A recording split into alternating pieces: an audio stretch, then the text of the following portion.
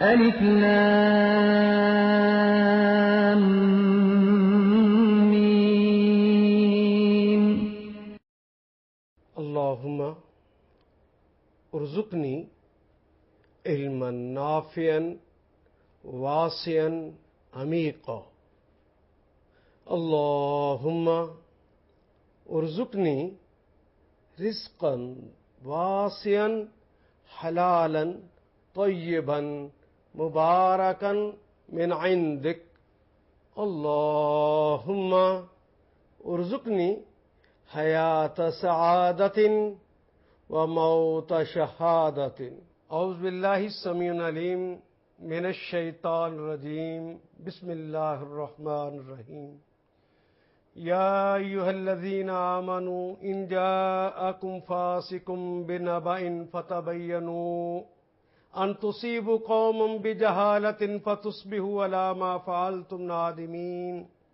واعلموا ان فیکم رسول اللہ لو یطیعکم فی کثیر من الامر لعنتم ولكن اللہ حبب الیکم الایمان وزینہ فی قلوبکم وکرہ الیکم الکفر والفسوق والعصیان اولئک هم الراشدون. فضل من اللہ ونعمہ واللہ علیم حکیم. صدق اللہ مولانا العظیم. ایک قبیلہ ہے بنی مستلق، بڑا مضبوط قبیلہ تھا. نبی اکرم صلی اللہ علیہ وسلم نے ان کی شرارتوں کے لیے سزا دینا چاہی اور وہاں پہ فوج کشی کی تو قبیلے نے شکست کھا لی اور حضرت حارث بن درار رضی اللہ تعالی عنہ نے اسلام کو قبول کر لیا. حضرت حارث بن درار رضی اللہ تعالیٰ عنہ وہی ہستی ہیں جو حضرت جویریہ رضی اللہ تعالیٰ عنہ جو ام المومنین ہیں ان کے والد محترم بھی ہیں. حضرت حارث بن درار کا ایمان لانا کیا تھا کہ پورے کا پورا قبیلہ مسلمان ہو گیا.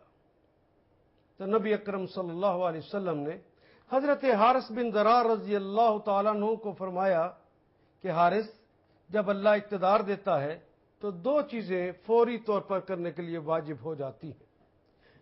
پہلی چیز تو یہ کہ نظام صلاۃ اور دوسری نظام زکوٰۃ. نظام صلاۃ تو ابھی سے شروع، اس کے اندر تو کوئی گنجائش نہیں، اور نظام زکوٰۃ کے بارے میں یہ ہے شروع تو وہ ابھی سے ہے لیکن وصول ابھی نہیں کی جائے گی، کیونکہ وہ اموال جو تمہارے پاس ایک سال پڑے رہے تمہاری ضروریات سے جو زائد ہوں اس کے اوپر مال زکوٰۃ لیا جائے گا اور وہ سینٹرل گورنمنٹ لے گی. وہ مرکزی بیت المال میں جائے گا. اس کے لیے میرا کوئی ہرکارہ آئے گا، میرا کوئی نمائندہ آئے گا، وہ تم سے آ کے مال زکوٰۃ لے جائے گا. اور اس میں تفصیل بتا دی کہ اگر سونا چاندی ہوگا، نقدی ہوگی اتنے فیصد، اور اگر یہ بارانی ہوگی زمین تو اتنے فیصد، اور غیر بارانی ہوگی تو اتنے فیصد. یہ سارا تفصیل سے بتا دیا کہ زکوٰۃ کا مال لوگوں سے کس طرح لیا جائے گا. اور لے لینا، پھر ایک دن آئے گا تو میں اپنے نمائندوں کو بھیجوں گا، وہ آ کر لے جائے. ایک سال جب گزر گیا تو نبی اکرم صلی اللہ علیہ وسلم نے ولید بن عقبہ بن ابی معیط کو بھیجا کہ جا کے مال زکوٰۃ لے آؤ. اب اس کی اطلاع ہو گئی کہ فلاں دن ولید بن عقبہ بن ابی معیط آئیں گے اور آ کر مال زکوٰۃ لے جائیں گے. دن طے ہونے پہ حضرت حارث بن درار خوش ہیں کہ آج رسول اللہ صلی اللہ علیہ وسلم کا نمائندہ آنے والا ہے. اپنے علاقے کی حدود سے، قبیلے کی حدود سے باہر نکل کر استقبال کے لیے بیٹھ گئے. مال زکوٰۃ سارا اکٹھا کر کے رکھا ہوا ہے کہ جو ہی آئیں گے تو کھانے پینے کے ساتھ، ان کا استقبال کرنے کے ساتھ یہ مال زکوٰۃ ان کو ادا کر دیں گے، اور اس کے بعد ہمارے اموال ہمارے لیے حلال ہو جائیں گے، ہم اپنے کھانے اچھی طرح کھا سکیں گے. تو اس کے انتظار میں تھے کہ دور سے ولید بن عقبہ بن ابی معیط نے دیکھا کہ نوجوان ہیں، بھاگ دوڑ رہے ہیں، بڑے پرجوش ہیں. جس طرح ہمارے ہاں بھی کسی بڑے آدمی کے نمائندے نے آنا ہو تو گاؤں کی حدود سے باہر نکل کر اس کا استقبال کرتے ہیں. بوڑھے دانشور بیٹھے ہوتے ہیں، نوجوان بھاگ بھاگ کے کام کر رہے ہوتے ہیں. اسی طرح وہاں پر بھی نوجوانوں کو جب یوں بھاگ بھاگ کے کام کرتے دیکھا انہیں پرجوش دیکھا تو دل میں ایسے خیال آ گیا میرے قبیلے اور ان کے قبیلے کے درمیان تو ایک قتل کا تنازع چل رہا ہے. کہیں انہوں نے مجھے پہچان لیا کہ میں ولید بن عقبہ بن ابی معیط ہوں اور میں فلاں قبیلے سے تعلق رکھتا ہوں, تو ان کو اپنی بات یاد آ گئی تو کہیں غصے میں آ کر مجھے قتل ہی نہ کر دے. ڈر گئے, ڈر کے وہیں سے واپس پلٹ آئے, اور جب واپس پلٹ کر آئے مدینہ منورہ میں اس وقت نبی اکرم صلی اللہ علیہ وسلم دربار میں اپنے اصحاب کے ساتھ موجود تھے. آتے ہی کہنے لگے کہ یا رسول اللہ, میں تو بنی مستلق میں مال زکوٰۃ کو لینے کے لیے گیا تھا, لیکن وہاں کے لوگ تو میرے قتل کے درپے ہو گئے, مجھے جان سے مار دینے لگے تھے, بڑی مشکل سے جان بچا کر بھاگا ہوں آقا. یہ سننا تھا تو صحابہ کے اندر دو طرح کا ری ایکشن ہوا. کچھ صحابہ تو رسول اللہ کے چہرہ اقدس کی طرف دیکھنے لگے کہ ابھی آپ کیا ارشاد فرماتے, اور دوسرے کچھ نوجوان کھڑے ہو گئے اور انہوں نے کہا یا رسول اللہ, جنہوں نے آپ کو اور آپ کے نمائندے کو دراصل جس نے قتل کرنے کی کوشش کی ہے اس نے آپ کی توہین کی, اور جو رسالت مآب کی توہین کا مرتکب ہوتا ہے اس کے لیے دھرتی کا سینہ نہیں, دھرتی کا پیٹ اس کے لیے مناسب ہے, ہم اسے زندہ نہیں چھوڑیں گے. بلکہ ایک روایت میں تو یوں آتا ہے کہ وہ گھوڑوں پر بیٹھ گئے, ایڑ لگاتے, گھوڑے اپنے قدم اٹھاتے, پھر باغوں کو کھینچ لیتے کہ آقا سے اجازت ملے تو ہم نے ابھی حملہ کرنا ہے, اور بار بار رسول اللہ صلی اللہ علیہ وسلم کو کہتے جا رہے تھے آقا اجازت دیجیے ہم نے حملہ کرنا ہے, آقا اجازت دیجیے ہم نے حملہ کرنا. نبی اکرم صلی اللہ علیہ وسلم سر جھکائے تشریف رکھے بیٹھے رہے. کچھ دیر کے بعد شاید عصر کا وقت ہو گیا تو نبی اکرم صلی اللہ علیہ وسلم نے دیکھا کہ لوگ مضطرب ہیں, بار بار سوالات کرتے ہیں. اتنے میں دور سے دھول اٹھتی ہوئی نظر آئی. صحابہ کے دل دھڑکنے لگے, شاید بنی مستلق والوں نے غداری کر دی ہے, پہلے زکوٰۃ دینے سے انکار کیا ہے, اب حملہ کرنے لگے ہیں مدینہ منورہ پر. انہوں نے مورچے سنبھال لیے, لیکن نبی صلی اللہ علیہ وسلم نے ارشاد فرمایا آنے والوں کے لیے رستہ چھوڑ دو. اب اور ان کی جان پہ بن گئی کہ کہیں آقا کو نقصان نہ دے دے. جب قریب آئے تو دیکھا کہ دھول زیادہ لوگوں کی نہیں ہے, تھوڑے لوگوں کی دھول ہے, تو اس کا مطلب یہ ہوا کہ یہ حملہ نہیں ہے. قریب جب آئے تو پتہ چلا کہ حضرت حارث بن ضرار اپنے 10 افراد کے ساتھ حاضر ہوئے وفد لے کر, اور نبی اکرم صلی اللہ علیہ وسلم سے بازیابی چاہی. آ کر جب ملے تو کہنے لگے یا رسول اللہ, ہم تو مال زکوٰۃ لے کر آپ کے نمائندے کے انتظار میں تھے, اور آپ کی طرف سے ہمیں پیغام مل گیا تھا کہ فلاں وقت پہ آپ کا نمائندہ آئے گا اور وہ مال زکوٰۃ لے جائے گا. یا رسول اللہ, آپ نے تو اس دن یہ کہا تھا کہ وہ حلال مال, رزق حلال بھی, اگر اس میں سے زکوٰۃ نہ نکالی جائے تو وہ حلال نہیں رہتے, وہ پلید ہو جاتے.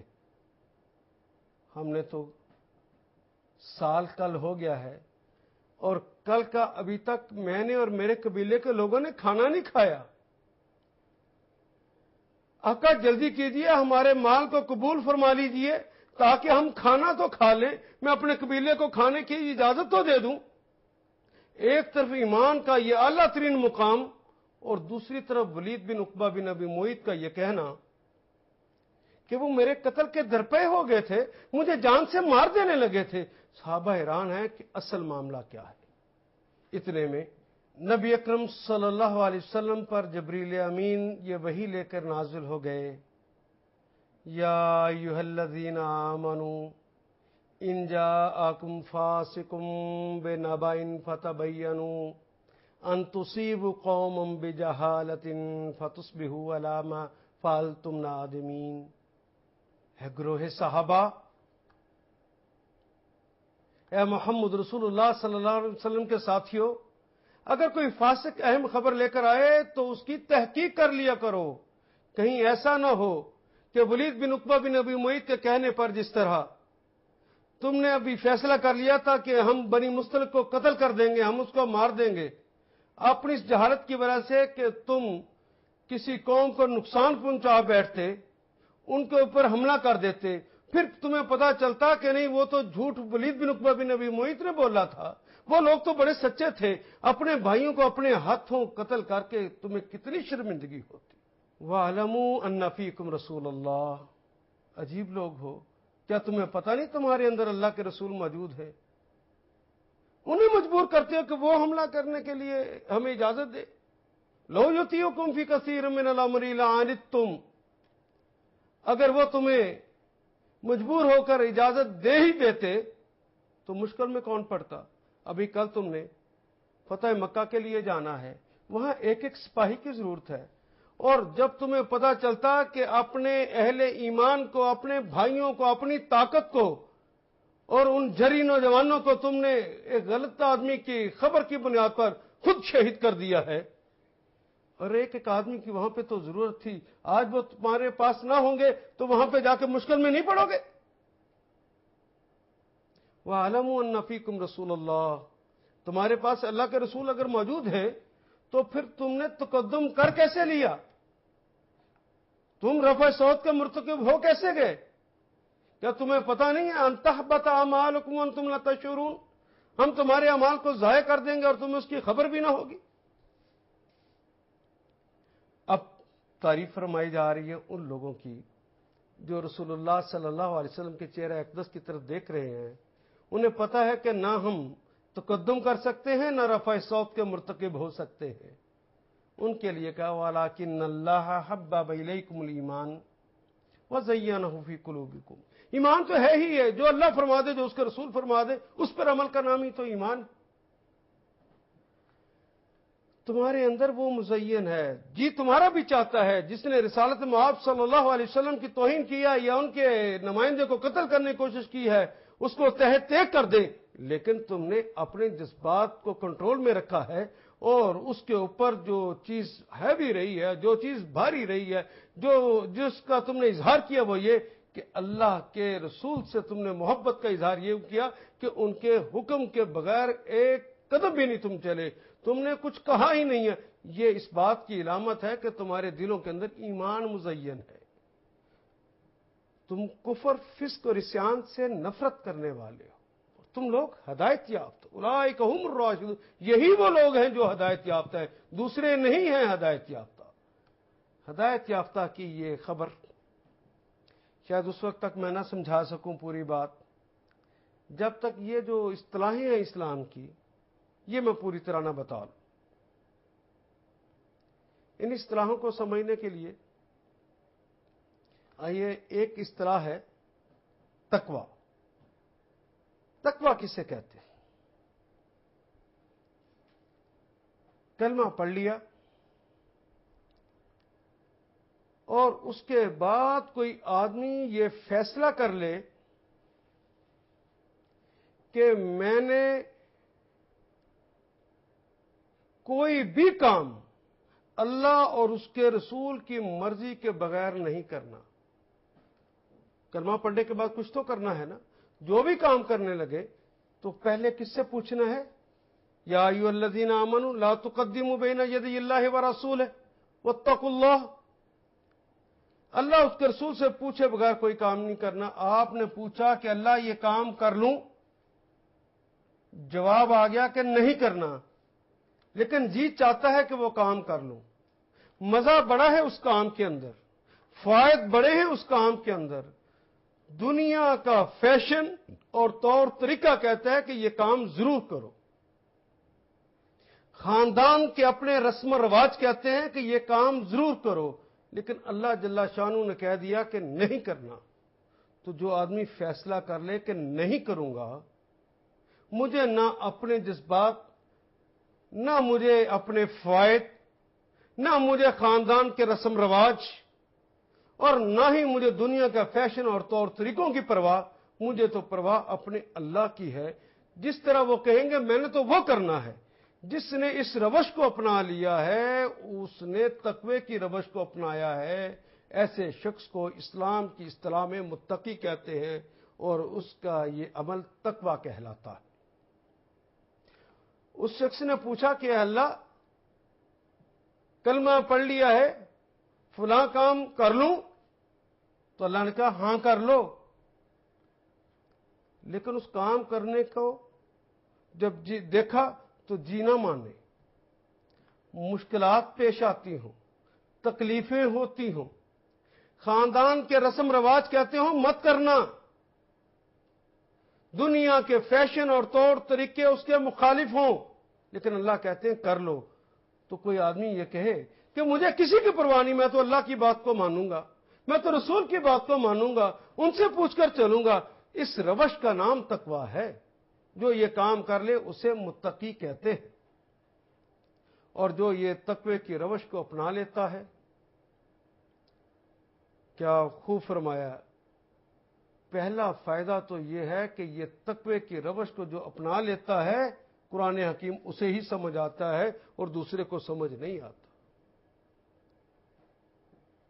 اسی قرآن مبین سے بہت سارے لوگوں کو ہم ہدایت دیتے ہیں اور بہت سارے لوگ اسی سے گمراہ ہو جاتے ہیں اور نہیں گمراہ ہوتے سوائے ان لوگوں کے جو فاسق ہیں۔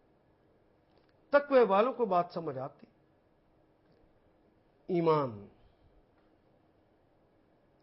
ایمان کہتے ہیں الاقرار باللسان والتصدیق بالقلب والعمل بالجوارح، زبان سے اقرار کرنا، دل سے اس کی تصدیق کرنا اور جسم کے سارے اعضاء کے ساتھ اس پر عمل کرنا ایمان کہلاتا۔ لیکن کس بات پہ؟ کس کا زبان سے اقرار کرنا، کس کی دل سے تصدیق کرنا، کس کے اوپر سارے جسم کے اعضاء کے ساتھ اس کے اوپر عمل کرنا؟ وہ جو کچھ اللہ کہتے ہیں لا الہ الا اللہ، اللہ کے علاوہ تو کوئی الہ ہے ہی نہیں، اور محمد صلی اللہ علیہ وسلم تو ان کے رسول ہیں نا، تو رسول اپنے پاس سے کچھ کہتے ہی نہیں ہیں۔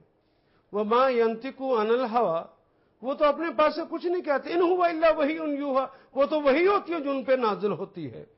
تو گویا ایمان نام ہے اللہ اور اس کے رسول صلی اللہ علیہ وسلم کے فرامین کو تسلیم کر لینے کا نام، اس کے اوپر گواہی، دل کی گواہی ہو جائے، دل بھی اس کے اوپر شہادت دے دے، جو کچھ اللہ نے فرمایا ہے، جو کچھ ان کے رسول نے کہا ہے وہی سچ اور وہی حق ہے۔ اگر زبان سے خالی کہہ دے، دل تصدیق نہ کرے تو مومن نہیں ہوتا۔ اس کے لیے لازم ہے کہ ساتھ دل بھی تصدیق کرے، دل اس کی شہادت دے جس کا اقرار اس نے کیا لیا ہے۔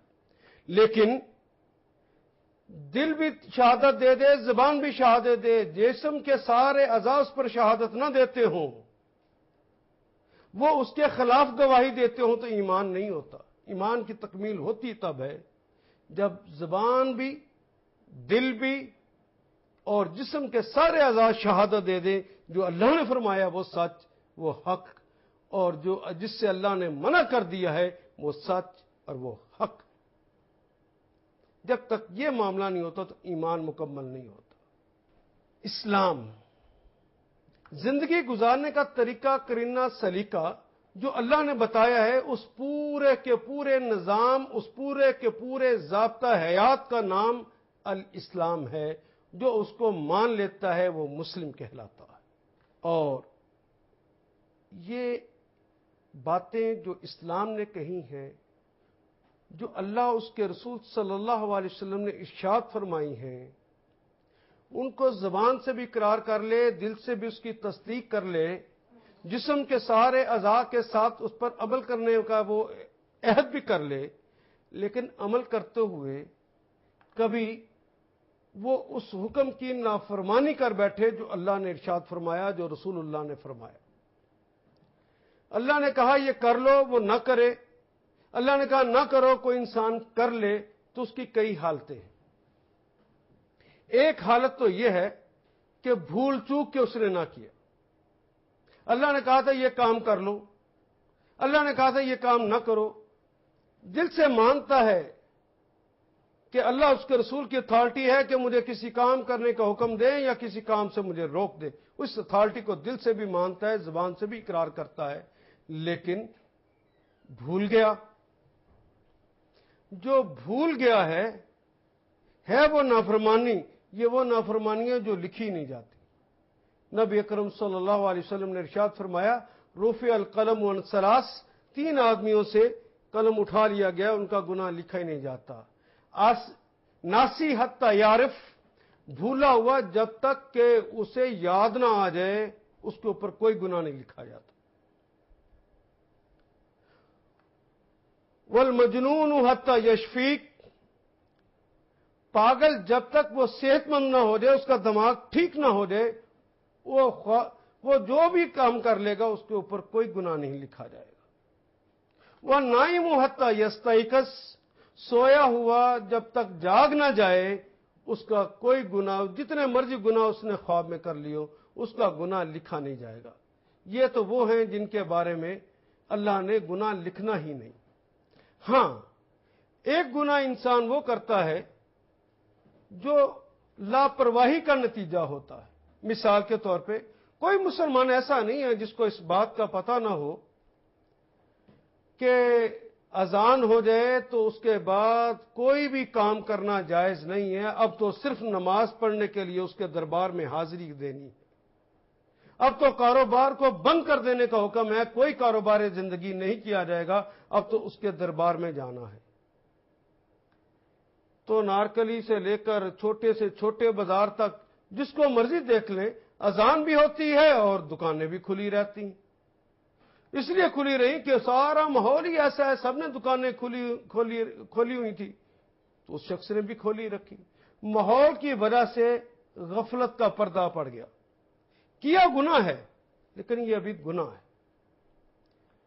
اگر کسی نے بتانے والے نے اسے بتا دیا کہ اللہ کے بندے یہ کیا کر بیٹھے ہو، اللہ کے رسول نے تو کہا تھا کہ اس کے بعد دکانیں بند کر دو، یہ تو قرآن کا بھی حکم ہے، دکانیں بند ہو جائیں، اس کے بعد کی کمائی جائز نہیں ہے، تم نے دکانیں کھول رکھی ہیں، بند کر دو۔ تو کوئی آدمی اگر کہے کہ اچھا، کیونکہ زبان سے بھی اقرار کرتا ہے، دل سے بھی تصدیق کرتا ہے، یہ غفلت کا پردہ تھا، وہ چاک ہوا، اس نے کہا آئندہ میں ایسا نہیں کروں گا۔ اللہ جل شانہ سے گناہگار نہیں کہتے، اسے تائب کہتے ہیں۔ وہ توبہ کر گیا ہے، جو توبہ کر جائے اس کا بھی گناہ معاف ہو جاتا ہے۔ اور وہ تو گناہ کتنے کیے ہوں، ممکن ایک سوال اٹھ جائے کہ کتنے گناہ کیے ہوں، جتنے گناہ تم کر نہیں سکتے اس سے زیادہ اللہ تمہارے گناہ معاف کر سکتا۔ جتنے بھی گناہ کیے ہوں غفلت کی حالت کے اندر، عمر کے کسی حصے میں پہنچ جائیں، ساری عمر ہی گناہ میں لتھڑے رہیں، اور گناہ کی تمام اقسام جو کہ غفلت کی بنیاد پر ہوتی رہی ہیں، بس توبہ کر لو، توبہ ادھر کی ادھر اللہ نے معاف فرما دیا۔ ہاں،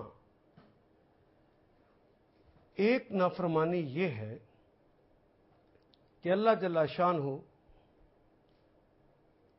ایک حکم دے، محمد رسول اللہ ایک حکم دے، اور انسان اس بات کا اقرار کرتا ہو لا الہ الا اللہ محمد رسول اللہ، گویا اس بات کا اعلان کر دے کہ اللہ اس کے رسول کی اتھارٹی ہے کہ وہ مجھے کسی کام کرنے کا حکم دیں یا کسی کام سے مجھے روک دیں، یہ اتھارٹی ہے اللہ کی، وہ دل سے مانتا ہو۔ میں ایک مثال دوں تاکہ یہ مثال زیادہ واضح ہو سکے۔ جس طرح محمد رسول اللہ صلی اللہ علیہ وسلم نے ارشاد فرمایا، واعفوا اللحیہ وقصوا الشوارب، تم داڑھی کو رکھو اور مونچھوں کو کٹوا دو، مونچھیں ہلکی کروا دو اور داڑھی تم رکھو، اس کو معاف کر دو۔ یہ حکم اللہ کے رسول کا سن کے، کیونکہ یہ حکم جو اللہ کے رسول فرما رہے ہیں اور ہم نے اطاعت کے لیے اعلان کر دیا کہ اطاعت کریں گے، تو کوئی آدمی اپنی داڑھی کو جب مونڈتا ہے اور زبان سے بھی اقرار کرتا ہے کہ اللہ اس کے رسول کی اتھارٹی ہے کہ وہ مجھے کسی کام کرنے کا حکم دیں یا کسی کام سے روک دیں، اس بات کو بھی تسلیم کرتا ہے، پھر بھی وہ جاننے کے باوجود کہ اللہ کے رسول نے داڑھی کو رکھنے اور مونچھوں کو کٹوانے کا حکم دیا ہے، پھر بھی وہ داڑھی کو کاٹتا ہے، بتانے والا اسے بتاتا ہے، غفلت سے اسے جگاتا ہے اور اسے سمجھاتا ہے کہ اللہ کے بندے کیا کر بیٹھے ہو، تم تو اللہ کے رسول کی مخالفت کر رہے ہو، داڑھی کو مت کاٹو۔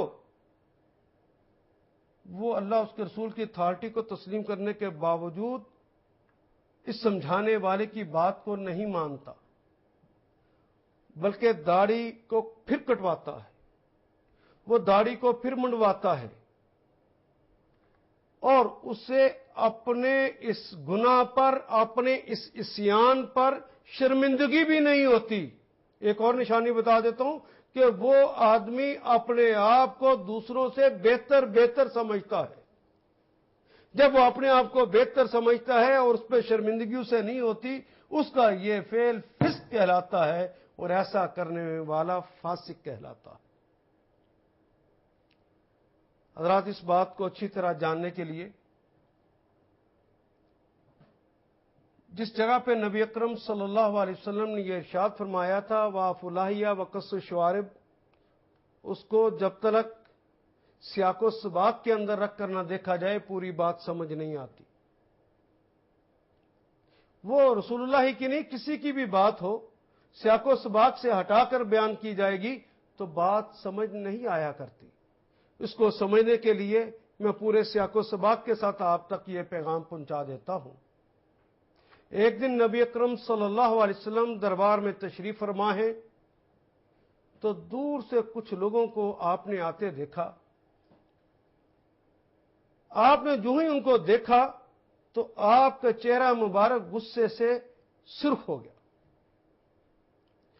نہ صرف غصے سے سرخ ہو گیا، آپ نے اپنے رخ کو پھیر لیا، اپنا منہ دوسری طرف کر لیا، دوسری طرف منہ کر کے آپ نے صحابہ سے پوچھا یا صحابتی من ہؤلاء الناس، صحابہ یہ کون لوگ ہیں جو میرے دربار کی طرف آ رہے ہیں؟ صحابہ نے عرض کیا یا رسول اللہ ہؤلاء السفراء من فارس، یا رسول اللہ صلی اللہ علیہ وسلم یہ سفیر ہیں جو ایران سے تشریف لائے ہیں۔ تو نبی اکرم صلی اللہ علیہ وسلم نے ارشاد فرمایا کہ میرے اللہ نے سفیروں کے احترام کا مجھے حکم نہ دیا ہوتا تو آج میں دھکے دے کر ان کو اپنے دربار سے نکال دیتا۔ انہوں نے اپنے چہروں کا کیا حال بنا رکھا ہے؟ صحابہ نے عرض کی انہوں نے اپنے چہروں کو مونڈ رکھا تھا، داڑیاں مونڈی ہوئی تھی، بڑی بڑی مونچھیں رکھی ہوئی تھی۔ نبی اکرم صلی اللہ علیہ وسلم کے صحابہ نے کہا یا رسول اللہ ہاکذا امروا من ربہم، یا رسول اللہ ان کے رب نے ان کو ایسا ہی کرنے کا حکم دیا۔ عربی زبان میں بادشاہ کو بھی رب کہتے ہیں، رب الاسرا گھر کے سربراہ کو کہتے ہیں۔ ان کے بادشاہ نے انہیں ایسا ہی کرنے کا حکم دیا ہے۔ تو اس پہ رسول اللہ صلی اللہ علیہ وسلم نے ارشاد فرمایا تو سنو، پھر میرے بھی رب کا حکم ہے کہ تم داڑھیوں کو رکھو اور مونچھوں کو کٹوا دو۔ یہ کلمہ وَعَفُ اللَّحِيَ وَقَصُّ الشَّوَارِبِ اس موقع پہ کہا تھا۔ خدا لگتی کہیے کوئی آدمی اللہ اس کے رسول کی اتھارٹی کو بھی دل کی تھا گہرائیوں سے مانتا ہو، زبان سے بھی اس کا اقرار کرتا ہو، لیکن محمد رسول اللہ کے داڑھی رکھ لو، وہ کہے کہ نہیں میرے علاقے کا طریقہ اور فیشن یہ ہے، ہمارے دور کے لوگ داڑیاں نہیں رکھتے، ہمارے خاندان میں داڑیاں نہیں رکھی جاتی، رسم رواج جس کے قائل نہیں ہیں، دنیا کے اندر کیا منہ لے کر جاؤں گا؟ تو گویا وہ یہ کہہ رہا ہے کہ محمد رسول اللہ صلی اللہ علیہ وسلم نے جو حکم فرمایا ہے، جو اپنی پسند بتائی ہے، وہ غلط ہے، وہ ٹھیک نہیں ہے۔ میں رسول اللہ آپ کا باقی باتوں میں کہنا مان لوں گا، یہ نہیں مانوں گا۔ تو نبی اکرم صلی اللہ علیہ وسلم کے سارے کہنے ماننے والا ایک نہ ماننے کا انکار کرنے والا مومن رہ گیا۔ لیکن یہ مانتا ہے کہ حکم تو ماننا چاہیے اللہ اس کے رسول کا، یہ انکار نہیں کرتا۔ اگر یہ کہہ دے کہ نہیں مانوں گا پھر تو کافر ہو جائے گا۔ مانتا ہے ماننا چاہیے لیکن مانتا نہیں ہے، یہ فاسق ہو جائے گا۔ میں پورے درد کے ساتھ آپ سے یہ عرض کروں کہ فاسق کو جو سزائیں ملنی ہے کم از کم سزا کیا ہے؟ فاسق کی کم از کم سزا یہ ہے کہ اسے قرآن حکیم سمجھ نہیں آتا۔ کیا قرآن حکیم کا سمجھ نہ آنا چھوٹی سزا ہے؟ قبول کر لو گے؟ اور قرآن حکیم کہتے سمجھ نہیں آتا اور تم کو نہیں نہیں مجھے سمجھ آ جائے گا، تمہاری عقل کا دھوکہ ہے۔ یہدی بہ کثیرا ویضل بہ کثیرا، اسی کتاب مبین سے بہت سارے لوگوں کو ہدایت دیتے ہیں اور بہت سارے لوگ اسی سے گمراہ ہو جاتے ہیں۔ وما یضل بہ الا الفاسقین، اور نہیں گمراہ ہوتے سوائے ان لوگوں کے جو فاسق ہیں۔ فاسقوں کو یہ کتاب سمجھ نہیں آتی۔ یہ کتاب سمجھ نہ آئے، اس پہ عمل نہ کرو گے، یہ سزا گوارا کر لو گے؟ اور کل مر تو سب نے جانا ہے، اور قیامت کے روز سب نے کٹھے اس کے دربار میں حاضر بھی ہونا ہے۔ اور آپ کو تو یہ سب کو پتا ہے کہ وہاں پیاس تو بڑی لگی ہوگی، ہر شخص الاتش الاتش الاتش پکارے گا، ہائے پیاس ہائے پیاس ہائے پیاس، وہ پیاس پیاس پکار رہا ہوگا۔ تو وہاں پہ پانی کس کے پاس ہوگا؟ اس حوض کوثر پہ کون ساقی کوثر ہوگا؟ محمد رسول اللہ کے علاوہ بھی کوئی ہے؟ آپ کو پیاس لگی ہو اور بھاگے ہوئے جائیں، یا رسول اللہ یا رسول اللہ آپ کا امتی آ گیا، مجھے سخت پیاس لگی ہے، مجھے ذرا پانی دیجئے، اور رسول اللہ دیکھیں کہ تم نے تو داڑھی منڈی ہوئی ہے، اور وہ آپ کو پیاسا چھوڑ کے رسول اللہ اگر منہ دوسری طرف کر لیا، آپ نے اپنا رخ پھیر لیا، پھر کیا کرو گے؟ بس مجھے یہ آپ کو سمجھانا ہے۔ انسان جب بھی کوئی معاملہ کرتا ہے، مانتا ہے اللہ اس کے رسول کا یہ بات ہے، مجھے ماننی بھی چاہیے، یہ بھی کہتا ہے، لیکن مانتا نہیں ہے۔ گویا گناہ پر جو اصرار کرتا ہے وہ فاسق ہوتا ہے، اور جو کہے کہ دوسروں کو کیا پتہ، یہ مولوی صاحب کون ہوتے ہیں ہمیں کہنے والے، مجھے نہیں پتا، انہوں نے تو لوگوں کو پردے میں بند کر دیا ہے، داڑیاں رکھوا دی ہیں، ہم لوگوں کو آزاد کروائیں گے۔ جو اب پھٹ گیا ہے، جو پھٹا ہے، اس کو فاجر کہتے ہیں، فجر بھی کہتے ہیں پھٹ جانے کو، اور جس نے باقاعدہ لوگوں کو منظم کر لیا، اکٹھا کر لیا، ایسے شخص کو طاغوت کہتے ہیں۔ اور اللہ جل شانہ نے تو ائمہ طاغوت کو باقاعدہ قتل کرنے کا حکم دیا ہے۔ ایک ہے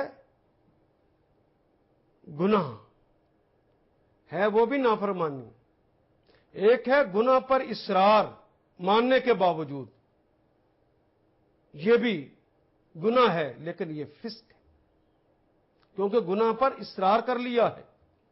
اور ایک یہ ہے کہ پھٹ جانا کہ میں کروں گا، کون ہوتا ہے مجھے روکنے والا، مونوں گا داڑھی، کون مجھے منع کرے گا، یہ پھٹ گیا، یہ فاجر ہے۔ اور جو لوگوں کو منظم کر کے کہے کہ میں تمہاری داڑیاں مڈواؤں گا، کون روک سکتا ہے، میں تمہاری تنظیم بناتا ہوں، عورتوں کو پردے میں کون بند کرتا ہے، میں تمہاری تنظیمیں بنا کر تمہارا جلوس باہر نکلواؤں گی، اور یہ کروں گا اور وہ کروں گا، اس طرح کی باتیں جو کرے وہ طاغوت ہوتا ہے۔ میں بات سمجھا سکا؟ اللہ میرا اور آپ کا حامی و ناصر ہو۔